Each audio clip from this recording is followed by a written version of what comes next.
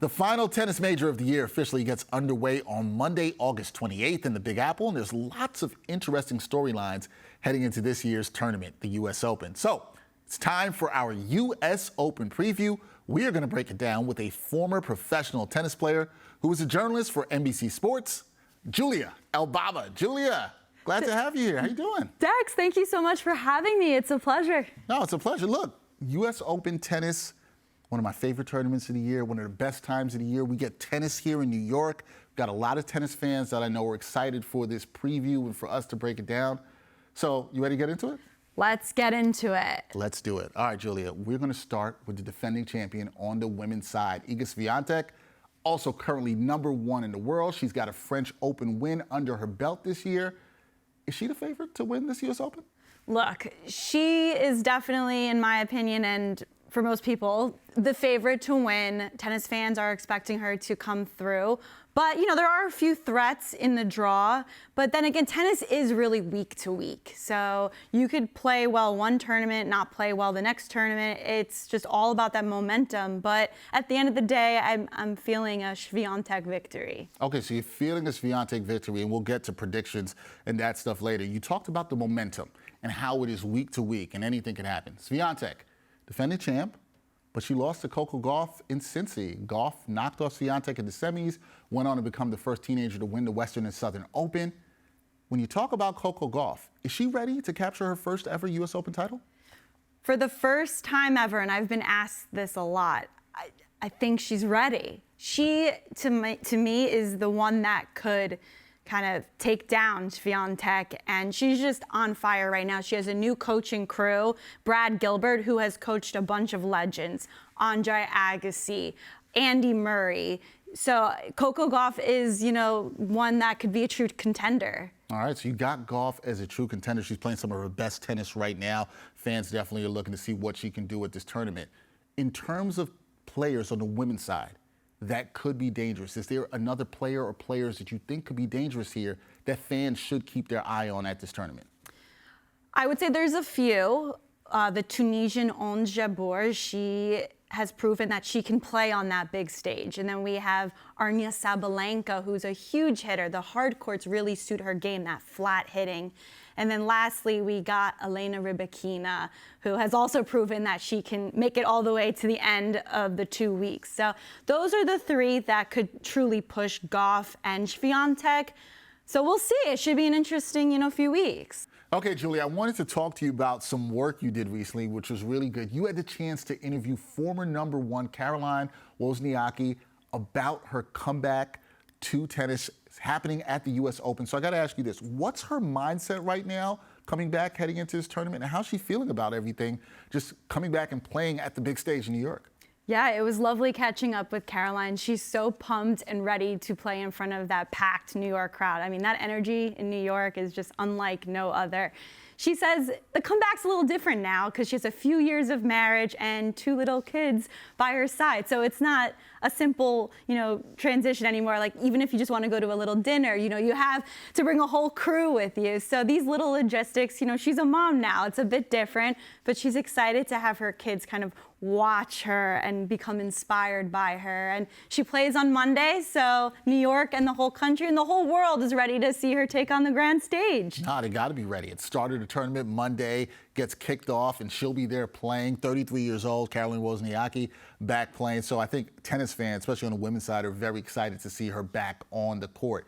Now, speaking of players who've been doing it for a while, Caroline's been doing it for a while, Venus Williams, she's in the draw at age 43. So I got to ask this, Julia.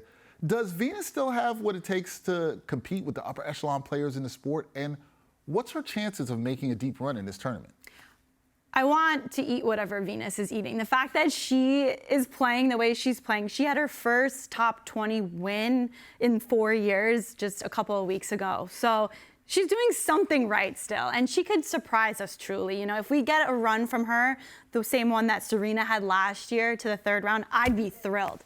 Realistically, Dex, we'd be maybe a little lucky just to see her win a first round at this point, unfortunately. But I know the New York crowd will just love to see her and cheer her on. Oh, yeah. Oh, you know that. The New York crowd is definitely going to love to see us. And yes, maybe we don't think it's realistic at this point, but we can hope. We can dream, right? Oh, yes. We can hope. Oh, for that. yes. A third round run would be nice. I think we all would sign up for that. A third round run for Venus Williams at the tournament. Okay, let's go on to the men's side.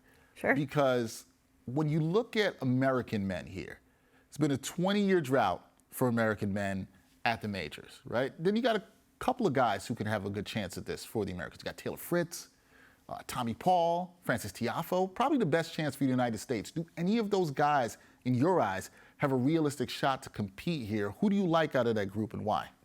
Yeah, I was just talking about this with Patrick McEnroe the other day. American tennis feels pretty good right now. The truth is we haven't had an American on the men win since 2003 when Andy Roddick won, so 20 years. Long time. Long time. Last year we got excited with Francis Tiafoe because he made it to the semifinals and then almost beat Alcaraz, but unfortunately didn't prevail. I really like Tommy Paul. He beat Alcaraz just a couple of weeks ago in a warm-up event. He's shown that he can hang with the big hitting, with the high pressure moments. So Tommy Paul feels really good for me as a pick, as someone that can really go deep. Also, Francis Tiafoe has proven he can go deep as well. So those are the two I'm so excited to tune into and really just cheer on. Yeah, and Tiafoe, what do you like about his game? Not just what you saw last year. What do you like about what he can do if he's in this stage once again? What do you like about him? His head. Ah. His head's amazing. He's so focused, but has such a ball out there. He's smiling. He's feeding off of the crowd. I think that's why he does so well in New York. He actually said in Media Day on Friday that he loves New York because everyone's drunk by 3 p.m.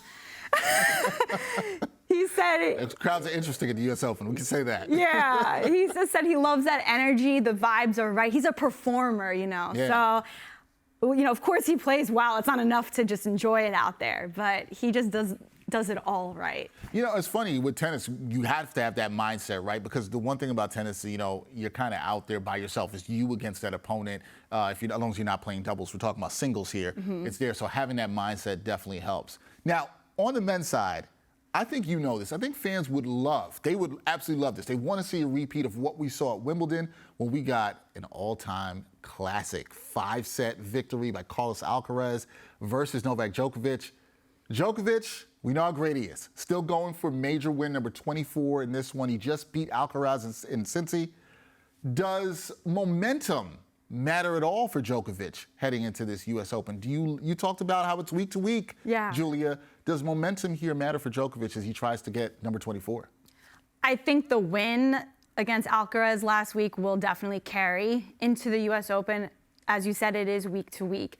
But what amazes me is that at 36, he's more driven than ever. And at Media Day on Friday, he said the person that's driving him right now is Alcaraz. He's the reason he goes after it at practice every single day so hard. Because if there was no one, shaking Djokovic up a little bit, like what would really inspire him besides, of course, getting leaps and bounds ahead of everyone else? But you need that one, at least one. Of course, there's other amazing competitors, but Alcaraz is the one that just keeps that fire.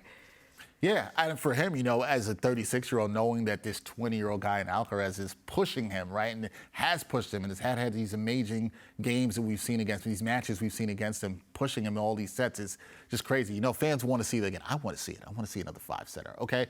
So Alcaraz, we just talked about him, like Swiatek, looking to go back-to-back at the U.S. Open. Do you like where his game is right now? And in your eyes, is he the favorite to win this tournament on the men's side? Djokovic, Alcaraz, I always go back and forth here. Djokovic's biggest threat of making it to the final is probably his own head. Do you remember in 2020 when he disqualified himself? I remember that, yep. That we couldn't have anticipated, So I do think Djokovic and Alcaraz will be the U.S. Open men's final, but then again, I do think Djokovic will prevail there and knock out the defending champion. Oh, okay. Yeah. You jumped on the predictions. We're gonna get to that in a second. We'll get into that. But let me also ask you this, right? Because we talked about this to Swiatek and Goff and what players could pose the biggest threat on the women's side to those two ladies. I'm gonna ask you this on the men's side because you're saying Alcaraz and Djokovic are the favorites. What player or players, but I'll go with player for this, do you think poses the biggest threat to those two guys at this 2023 U.S. Open? On the women's side, I feel like I had a bunch of names I could give you. On the men's side, it's more limited. We're looking at Daniil Medvedev from Russia. If he's on, he's on. He will take down anyone. But lately, he just had a child. He hasn't been fully there. And other than that, we have Jannik Sinner, who's been playing great. But yeah, no, not too many. It makes it sound like you're saying this is a two-man race here. This is what it pretty much sounds like. And Djokovic's head. And Djokovic's head, which is a major factor there, right? Like, as long as he doesn't get in the way of himself, he could get this done, which is what you're saying. Okay, last thing before we get you here, we appreciate your time in this preview. I'm putting you in the hot seat, Julia, okay? I need your singles picks. After it's all said and done, this tournament is over. Which woman and which man will call themselves the 2023 U.S. Open champion? It's your picks. You're in the hot seat, so go. On the women's side, I'm going to have to go with Iga Świątek of Poland. She has proven to be dominant on the big stage. She's so focused. She has like all kinds of trainers. She has a mental trainer, a fitness trainer, a tennis. Like, she's covered in every area. She has all those tools. And she just is in a different league, in my opinion, in the Grand Slams than anyone else. It's different when you play the warm-up tournaments. It's really anyone's game. But the Grand Slams, the biggest names are just locked and loaded. Always focus there. Now what about on the men's side? I think you kind of gave people a little bit of a taste of where you're going to, but who are you going with and why?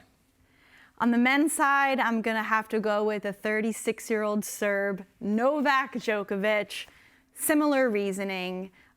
He's going for a Grand Slam number 24. He already surpassed Nadal and Federer a few tournaments ago, but he just wants to get way ahead of them. And he's been practicing hard, and just seeing him beat Alcaraz and Cincy last week shows that he is that level, not only mentally, but now his game is there. And he doesn't seem intimidated by a young Alcaraz anymore. So those are my two picks. As long as he doesn't get in the way of himself. Yes. That's the thing. As long as he does not get in the way of himself. We'll see if that happens. You're excited. I know you're excited as somebody who's a former professional player. You played at the U.S. Open. You got to be excited about these 2 weeks in New York. It's a great time in New York, and I think the fans out there are going to have a lot of fun when they can get out there. So we'll be talking a lot more throughout this tournament. You'll be back on me. We'll talk a little bit more about tennis. That is Julia Elbaba, great journalist for NBC Sports, also former pro tennis player. Julia, I'm glad you were able to come here. We were able to talk some tennis. We'll do it again really soon. Yeah, are we going to go to the U.S. Open, or am I going to see you out there? You are going to see me out there. I'm going to have to get out there because you know what? I like getting out there just for the tennis, but the food is also great out there, so you got to enjoy that too. And, got to see some good tennis. I get to see you. I'll see you out there. That's right. I just love that. These players, they're not drafted onto teams. Right. They're playing for themselves. So just that hunger and determination. If you're injured, you have to find a way to, be scrappy and find a way to win. And so I just really appreciate that about tennis. They leave it all out there. So they leave it all out Flushing Meadows is the place to be. Flushing Meadows is the place to be for the next 2 weeks. Julia Elbaba, she'll be out there with the great coverage of this wonderful tournament, the 2023 U.S. Open. We'll see if her predictions. All right, Julia, we'll do this again soon. Thank you so much. Thank you, Dex. Thank you for having me. Anytime.